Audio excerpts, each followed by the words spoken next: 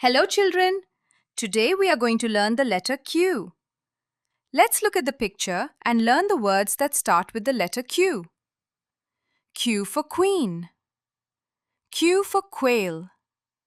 Q for quill. Q for Q. Q for quilt. This is the letter Q. Reading fun.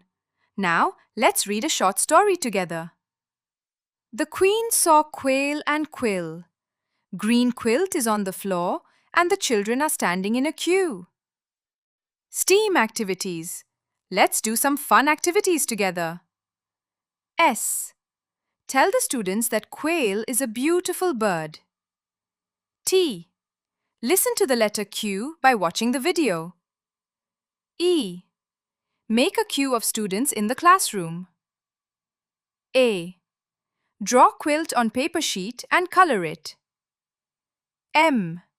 Count objects beginning with the sound Q around you. Word building. Let's spell and read these words. Q-U-E, Q. Q-A-T, cat. Q-U-A, qua. Well done, children. Goodbye.